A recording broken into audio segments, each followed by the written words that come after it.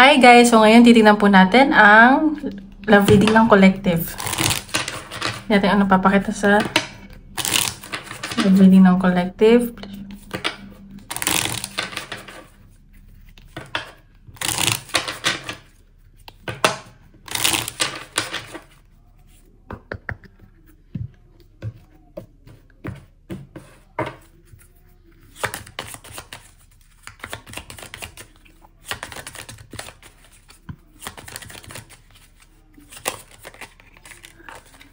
Okay, healing. So, sa nakikita ko dito, nasa healing stage kayo or tawag dito, may tinatreasure kayo dito na parang iniingatan nyo na yung puso ninyo. Masyado kayong guarded and ayaw nyo na masaktan. Ayan o, may gusto kayong baguhin sa sarili ninyo. Siguro gusto nyo na maging mas kayo, strong, mas matapang. Hindi ko naman nakikita ang masama yung changes na gagawin nyo. Ayan o, nagme-meditate kayo. Kasi parang na-judge kayo ng ibang tao. And sa nakikita ko, ginagawa niyo to para sa sarili niyo, sa connection niyo ng person mo at in the future. Okay? Ano pa natin? Love reading ng collective.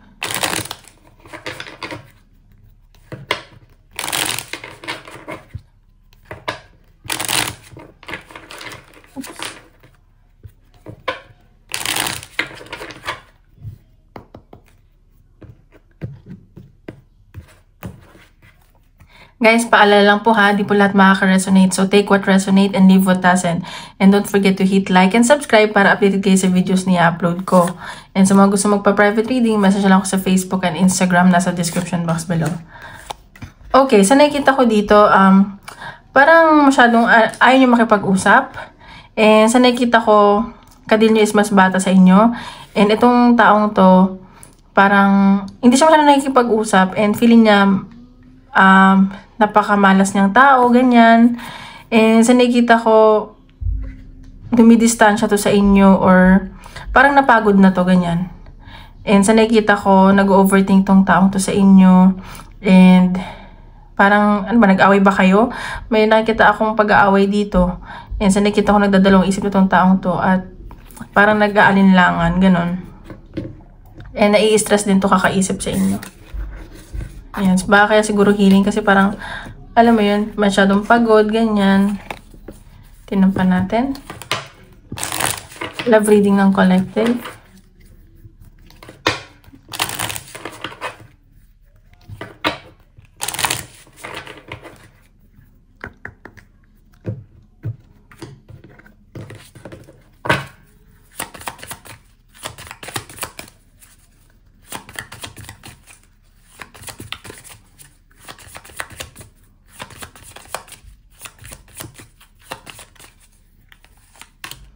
Okay, so sa nakikita ko, kayo, part kayo ng isang malaking company or group, ganun. Kayo ng person mo, masyado kayong sikat or yung person mo tong sikat. Like, hindi naman sikat na like, parang kilalang kilala dyan sa trabaho, ganun. Ganun. Parang malaki ang network niya or ikaw, ganun.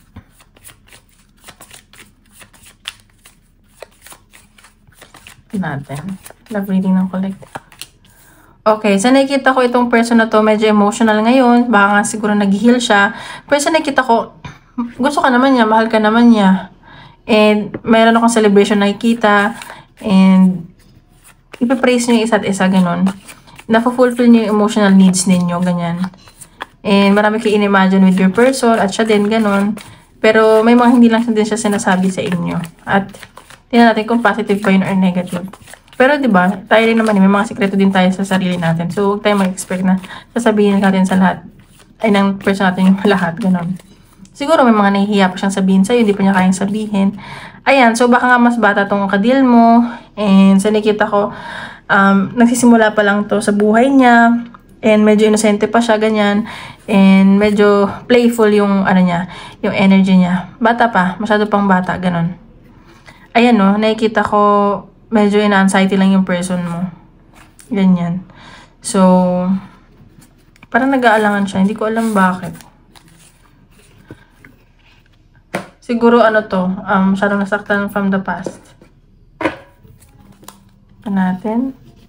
Oops.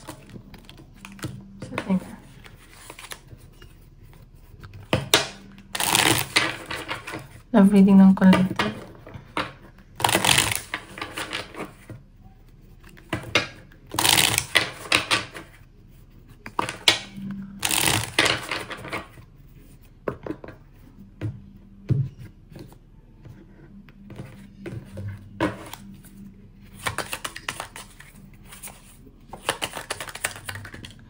Profession. So, itong taong to maraming siguro tong trabaho, ganyan, maraming ginagawa, and marami siyang kayang gawin. Napakasipag nitong taong to, ganyan, marami siyang talento.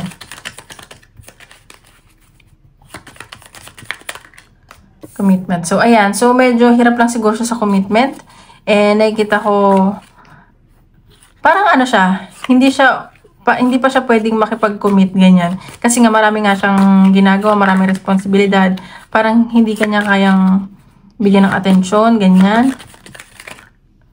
Tignan pa natin.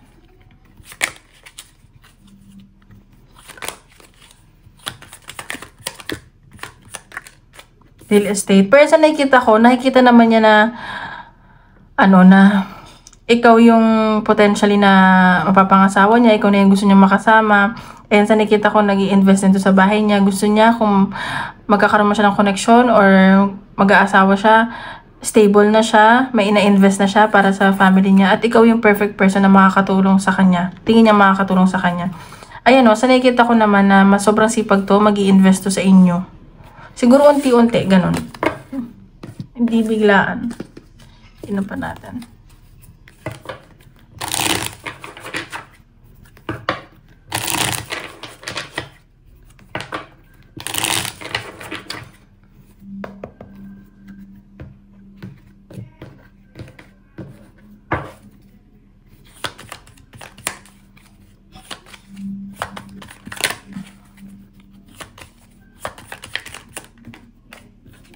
Okay, Knight of Pentacles. So, ayan. Mabagal lang tong taong to kasi nga focus niya is kaperahan. Marami siyang binabayaran. Marami siyang responsibilidad. Ganyan. At gusto kasi niya stable eh. Ayan. So, ayan medyo siya, gipit. Iniipit niya yung kaperahan niya. And medyo seloso to possessive tong taong to. So, ayan pa natin.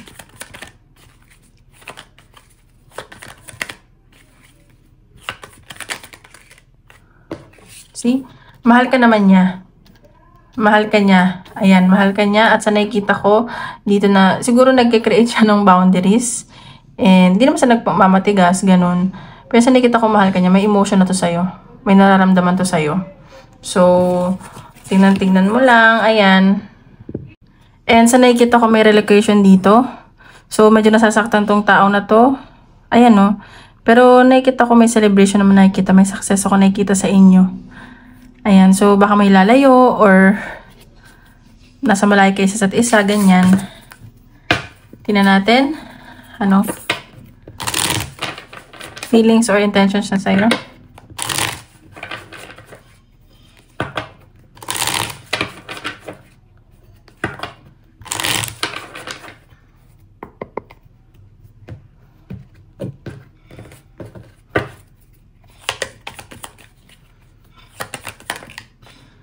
King of Wands. So, nakikita ko maganda naman yung intention niya. Very passionate siya sa'yo. Yung nararamdaman niya. Attracted siya. At gusto niya gumawa ng action sa'yo. Ganun. Nakikita ko action-oriented. Siguro yung love language niya is acts of service. Ayan. So, marami nga lang siyang responsibilidad. Marami siyang, hindi ko masasabing options na nakakonect. Pero marami siyang ginagawa sa buhay niya. Siguro breadwinner yan, taong yan. Family niya, kargado pa niya, ganyan. Ayan nabibigatan na siya. Nahihirapan din siya. Gusto din niya mag-move forward yung connection niyo. Ayan Knight of Wands. See? Masaya siya Masaya siya sa feeling mo. Masaya yung energy niyo together. Okay yung energy niyo together. Ganyan. Ayan. So, sa nakikita ko, may paparating na dito. Parang madideserve niyo naman. So, lang. Like, maging patient lang kayo sa isa't isa. I-value nyo lang yung isa't isa. Ingatan nyo, ganyan. See, oh my God. Baka ito na yung the one na inaantay mo. Siguro ano lang, wag lang kayo sa ano ng tukso, tsaka, yun nga, intindihin niyo isa't isa. Nakikita ko mahal niyo isa't isa eh. May feelings kayo, masaya kayo sa isa't isa. So, ayan. Tuwang-tuwa siya, ayan, nakangiti. Nakasmile siya sa'yo. Ayan. Tingnan pa natin. Ano ang dapat mo malaman sa person mo?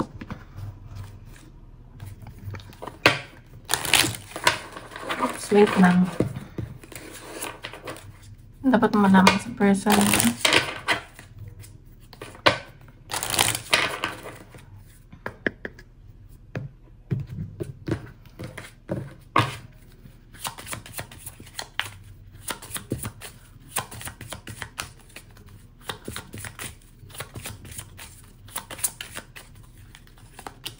Mercury retrograde. So, baka nakilala mo siya Mercury retrograde or meron siyang issues with communication. Baka hindi siya masyadong marunong makipag-communicate pa. Ini-improve naman niya yun eh. Parang inaano niya yung sarili niya na paano siya makikipag-communicate na maayos, paano magpa-flourish yung connection nyo or yung relationship nyo. Kasi feeling ko siya yung may problema. Kasi ikaw parang hindi naman. Binibigay mo naman lahat. Natin. Someone else. So, ayan o. May parang iba dito sa connection nyo. Siguro, someone from the past. Nakakonect pa niya.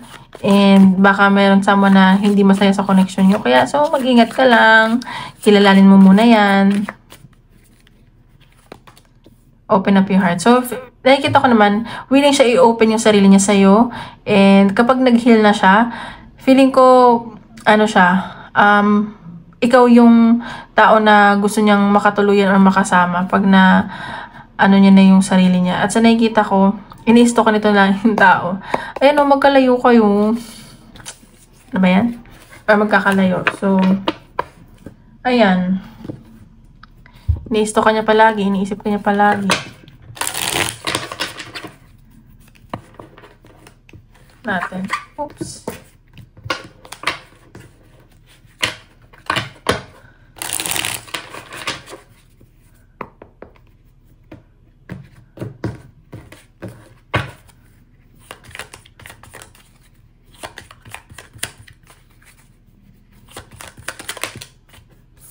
Heartbreak.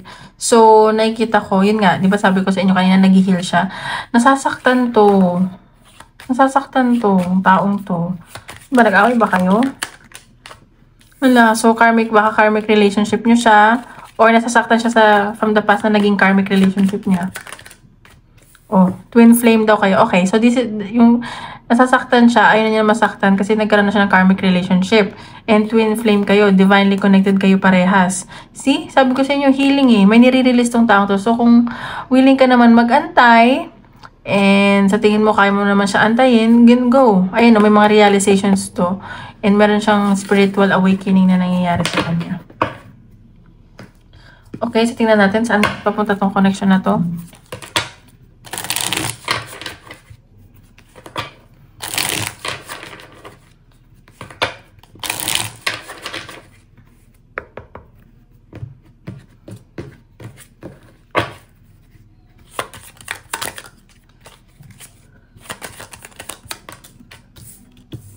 Knight of Wands. Ay, lumalabas lagi, oh. So, sa nakikita ko, ano to, very passionate ka sa'yo, charming, and medyo immature pa siya. Pero, ando naman yung feelings.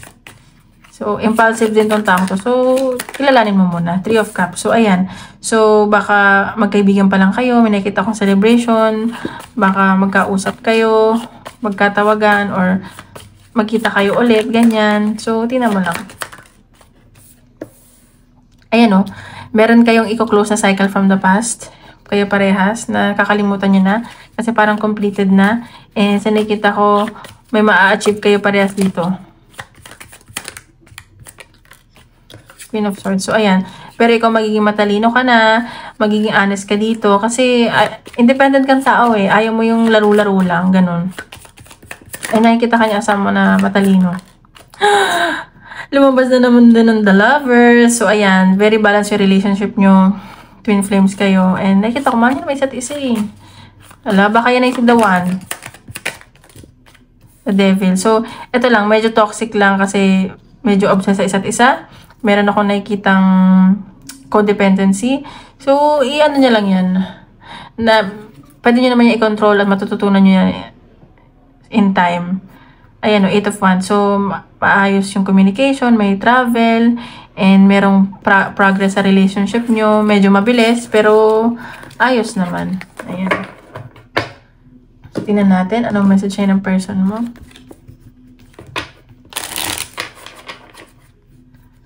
Message siya ng person mo.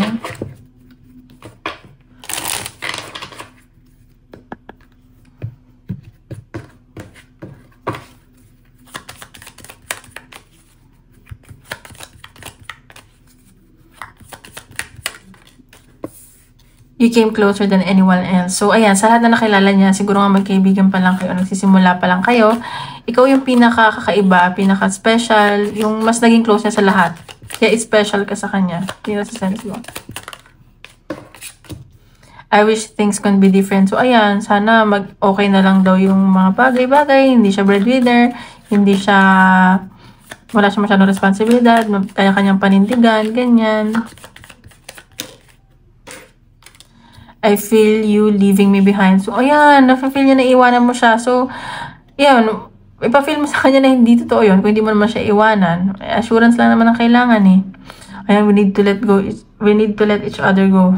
So, ayan, baka ayaw niya kasi feeling niya iwan mo siya. Pero nasa sa inyo yan. Kung di mo naman siya iwan, edi bigbigay ka ng assurance sa kanya. Okay, message ni universe. Message ni universe.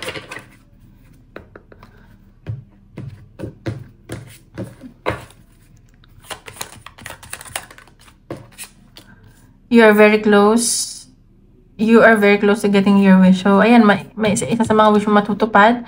Manalig ka lang. Your spirits and guides are helping manifest your desires. So, ayan, tinutulungan ka naman daw ni universe, na spirit, na angels, na matupad yung mga wish mo. So, ano lang, focus lang. Message ni universe.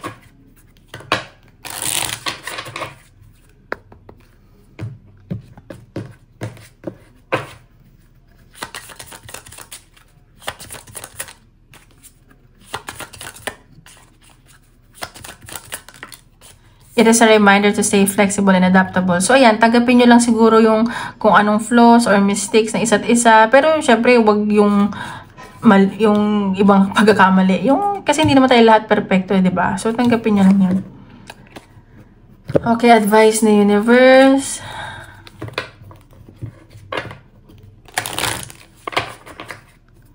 Advice na universe.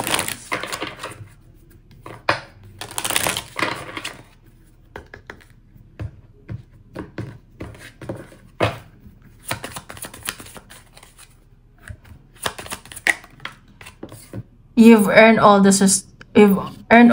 stripe. So, ayan, kung nasan ka man ngayon, pinaghirapan mo yan. So, huwag mong bababaan yung sarili mo. And sa nakikita ko, nirerespeto ka nitong taong to at mga taong nasa paligid mo. Kaya, continue being you. Ayan o. Unplug and relax for a spell. So, mag-manifest ka, relax. Okay, isip ka question, tinatin ko ang sagot ni universe.